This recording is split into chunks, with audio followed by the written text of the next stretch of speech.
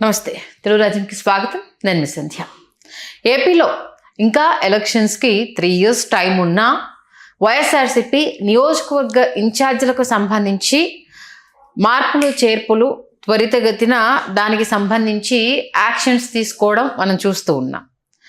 ఇప్పుడు చూసుకుంటే ఉండి నియోజకవర్గానికి సంబంధించి ప్రక్షాళన దిశగా వైఎస్ఆర్సీపీ అడుగులు వేస్తుందా అంటే కొత్త ఇన్ఛార్జ్ నియామకము అవుననే చెప్తోంది.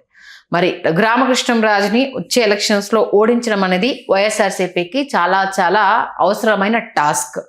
మరి ఈ నేపథ్యంలో మరి రఘురామకృష్ణంరాజుని ఎదుర్కొనే క్యాండిడేట్ని ఇన్ఛార్జ్గా అక్కడ పెట్టారా, లేకపోతే లోపాయకారి ఒప్పందంగా అక్కడ ఏదైనా రాజకీయం జరుగుతోందా? ఏం జరుగుతోంది ఉండిలో తెలుసుకునే ప్రయత్నం చేద్దాం. చరిత్రకారులు, సినీ రాజకీయ విశ్లేషకులు చిల్లగడ్డ శ్రీకాంత్ గారు మనతో ఉన్నారు. ఆయన మాటల్లో. శ్రీకాంత్ గారు నమస్తే అండి. నమస్కారం సంధ్య గారు.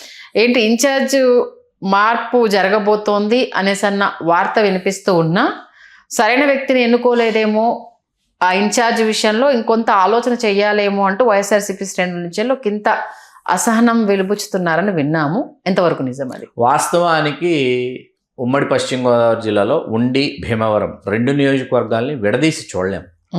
అయితే 2 నియోజకవర్గాల్లో దశాబ్దాల తరబడి క్షత్రియ సామాజిక వర్గం యొక్క ప్రాబల్యం, ప్రాధాన్యత ఖచ్చితంగా ఉన్నాయి. ఆచంట, అట్లాగే పశ్చిమ గోదావరి జిల్లాలో ఆచంట, నరసాపురం, భీమవరం, ఉండి ఈ నియోజకవర్గాల్లో. ఇక్కడ ఉండి నియోజకవర్గం ఎప్పుడైతే క్షత్రియులు పూర్తిగా తమ యొక్క సంప్రదాయ స్థానంగా భావిస్తూ వస్తూ భీమవరాన్ని కూడా కైవసం చేసుకుంటూ ఉండేవాళ్ళు.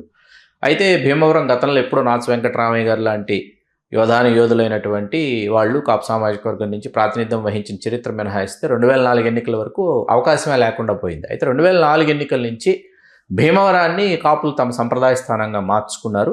వాస్తవానికి 2 నియోజకవర్గాల్లో భీమవరం కానీ ఉండి కానీ ప్రథమ సంఖ్యలో, ప్రథమ స్థానంలో కాపు సామాజిక వర్గం యొక్క ఓటర్లే నిర్ణయాత్మక శక్తి. 2004 నుంచి భీమవరం కాపులు సంప్రదాయ స్థానంగా కాపాడుకుంటూ ఉండిని క్షత్రియులకు విడిచిపెడుతూ వస్తున్నటువంటి ఒక సంప్రదాయం కనిపిస్తుంది మనకి.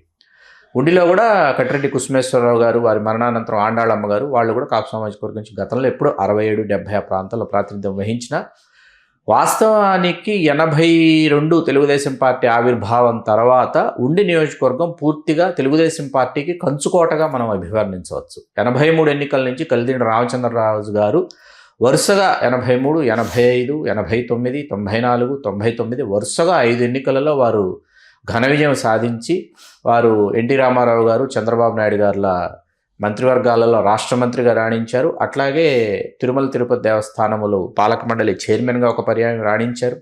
2004 ఎన్నికల్లో మాత్రమే రామచంద్రరాజు గారు మొట్టమొదటిసారి ఓడిపోయారు పాతపాటి సర్రాజు గారిని కాంగ్రెస్ పార్టీ అభ్యర్థి చేతిలో. పాతపాటి సర్రాజు గారు ఆ తర్వాత కాంగ్రెస్ మరియు వైకాపాలోకి వచ్చారు.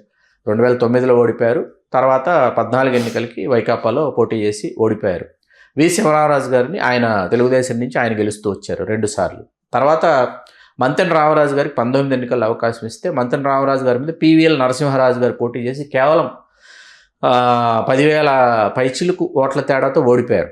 తర్వాత మొన్న 24 ఎన్నికల్లో కనుమూరి రఘురామకృష్ణరాజు గారి చేతిలో 56,000 పైచిలకు ఓట్ల తేడాతో పివిఎల్ నరసింహరాజు గారు ఓడిపోయినప్పటికీ పివిఎల్ నరసింహరాజు గారు వైకాపాలో ఖచ్చితంగా మరొకసారి పోటీ చేస్తే భవిష్యత్తులో 29 ఎన్నికల్లో సానుభూతి మంత్రమైన పనిచేసి విజయతీరాలకు చేరుకునేవారేమో. కానీ ఈలోపు జగన్మోహన్ రెడ్డి గారు పివిఎల్ నరసింహరాజు గారిని తప్పించి మంతెన యోగేంద్ర కుమార్ గారిని, మంతెన కుటుంబానికి చెందినటువంటి వారిని ఇన్ఛార్జిగా నియమించడం అక్కడ క్షత్రియుల్లో ఇప్పుడు ఒక్కసారిగా అగ్నికి ఆజ్యం పోసినట్టయింది. పివిఎల్ నరసింహరాజు గారు ఆయన తన బాధని, ఆవేదనని వెళ్ళగక్కుతూ సరైనటువంటి వారిని నియమించుకోవాలి, సరైనటువంటి వారిని నిర్ణయించుకోవాలి.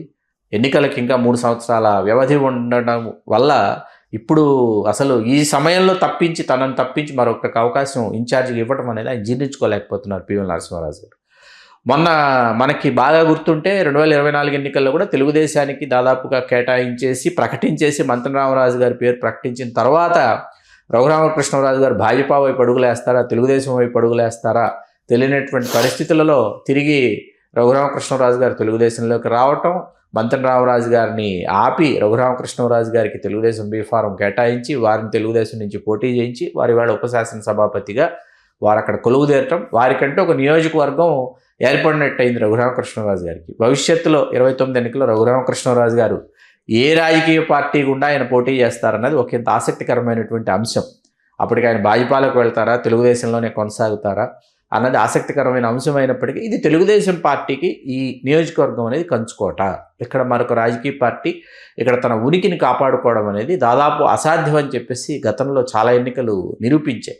కాంగ్రెస్ పార్టీ కేవలం 2004లో ఆ సమయంలో రాజశేఖర రెడ్డి గారి ప్రభంజనంలో పాత్పాటి సర్రాజు గారు గెలుపొందడం మినహాయిస్తే తర్వాత మీకు తెలుగుదేశం పార్టీకి కంచుకోటగానే ఉండి నియోజకవర్గం అలరాడుతూ వస్తుంది. 2019 ఎన్నికలు అంతటి వైకాపా ప్రభంజనంలో కూడా తెలుగుదేశం పార్టీ అభ్యర్థి మంతెన రామరాజు గారు ఇక్కడ గెలిచారు. క్షత్రియులకు ఆలవాలమైనటువంటి ఒక నియోజకవర్గం. కాకపోతే జగన్మోహన్ రెడ్డి గారు ఎన్నికల వేళ చేయాల్సినటువంటి కసరత్తులు ఏవైతే ఉన్నాయో అవన్నీ కూడా ముందే ఆయన ఇన్ఛార్జీలని మార్చడం, ఆ ఇన్ఛార్జిని తీసి ఈ ఇన్ఛార్జిని వేయటం, లేకపోతే ఈ ఇన్ఛార్జ్ ఒక సంవత్సరం పాటు చాలా బాగా పనిచేస్తే కొనసాగించడం, సరిగ్గా పని చేయకపోతే మళ్ళీ మార్చి మళ్ళీ ఇంకొకరిని ఇన్ఛార్జిగా వేయటం, ఒక ఆత్మహత్య సదృశ్యం లాంటి పరిస్థితుల్లోకి వైకాపా నెమ్మదిగా నెట్టివేయబడుతోంది. ప్రస్తుతం ఆత్మరక్షణలోనే ఉంది వైకాపా. ఎందుకు స్ట్రాటజీ అనుకోవచ్చు కదా? లేదు, ఆత్మరక్షణలోనే ఉంది వైకాపా. స్ట్రాటజీ కాదు, వ్యూహం కానే కాదు. ఎందుకంటే మనకి వ్యూహం అనుకుంటే 2024 ఎన్నికలు ఖచ్చితంగా ఎంతో కొంత ప్రభావం అయితే చూపించి ఉండాలి, గొప్పగా పోటీ ఇచ్చి ఉండాలి, మా పటిమని చూపించి ఉండాలి. అక్కడ అభ్యర్థులు ఇక్కడికి, ఇక్కడ అభ్యర్థులు అక్కడికి మార్చి చాలా గందరగోళాన్ని సృష్టించి ఇవన్నీ ఏంటంటే అక్కడ నాయకత్వం మీదే కాకుండా అసలు వైకాపా మీద ఒక తెలియనటువంటి అనుమానం.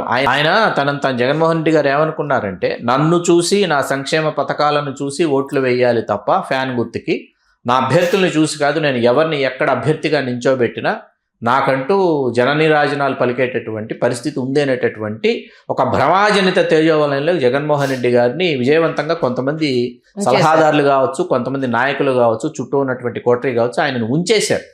ఉంచేసిన తర్వాత ఏమైపోయిందంటే ఎప్పుడు ఫేసెస్ ఆఫ్ ద పార్టీ ఆయా నియోజకవర్గాల్లో ఎవరైతే శాసనసభ్యులు ఉంటారో, శాసనసభ్యుల తర్వాత పార్టీకి సంబంధించినటువంటి క్రియాశీలక కార్యక్రమాలని రూపొందించి అమలుపరిచేటటువంటి ఒక యంత్రాంగం ప్రతి నియోజకవర్గంలో పనిచేస్తుంది.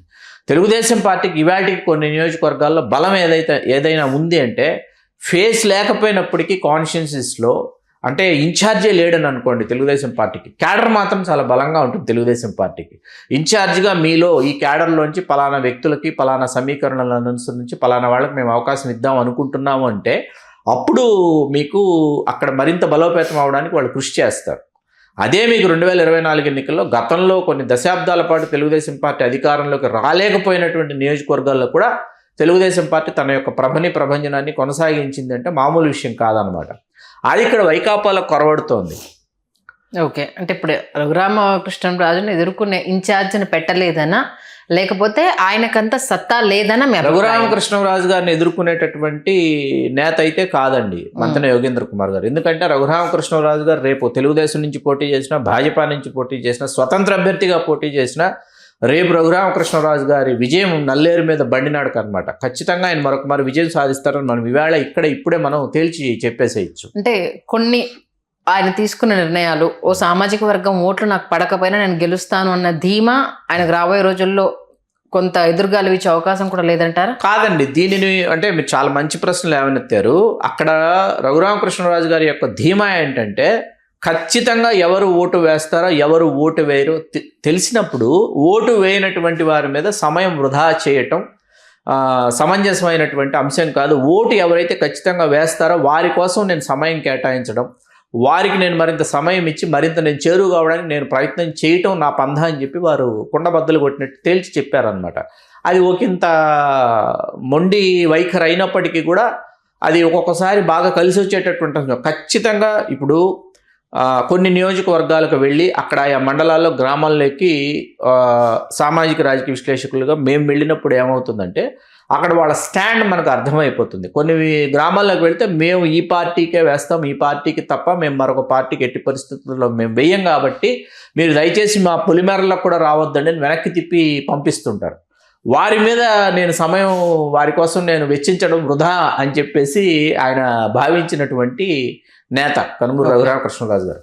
మనకు నరసాపురం నుంచి లోగడ గోకరాజు రంగరాజు గారు వారు లోక్సభ సభ్యులుగా చేశారు. మన రఘురామకృష్ణరాజు గారు లోక్సభ సభ్యులుగా చేశారు. అట్లాగే కనుమూరి బాపురాజు గారు వారు చేశారు.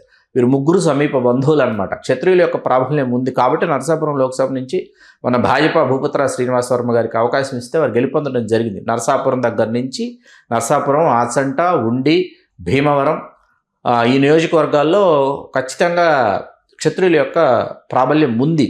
ధనవంతులైనటువంటి క్షత్రియులు, రాజకీయాలు చాలా చలాకీగా, అలవోగ్గా, బులబులగ్గా చేసేటటువంటి క్షత్రియులు మనకి ఇక్కడ కనిపిస్తారు. వాళ్ళ యొక్క సాంద్రత కనిపిస్తుంది. అందరూ ధనవంతులే అనమాట.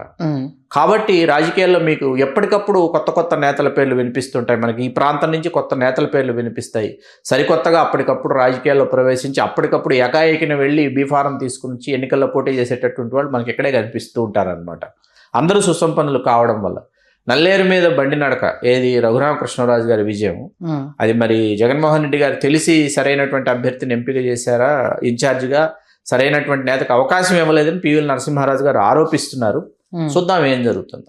ఓకే, అంటే 2 ఇయర్లీ కాబట్టి మేబీ ఏదైనా స్ట్రాటజీ ఉండొచ్చు. అవతల వాళ్ళను అంటే మనకు ధీటైన వ్యక్తి కాదు కదా అన్న ఒక నిర్లక్ష్య ధోరణిలోకి తీసుకెళ్ళినప్పుడు వీళ్ళైనా పావులు కదిపేసి అసలు చూసిన వ్యక్తిని ఏమైనా తెర మీద తీసుకొచ్చి ఆలోచన చేయొచ్చు. రాజకీయాల్లో ఏదైనా జరగవచ్చు కాబట్టి ఇది ఏదైనా స్ట్రాటజీ పరంగా కూడా అనుకోవచ్చు కదా అనేసి అడిగింది. అందుకే చూద్దాం ఏం జరుగుతుంది అనేది మంచి విశ్లేషణ నుంచి. ధన్యవాదాలు శ్రీకాంత్. ధన్యవాదాలు సందీప్.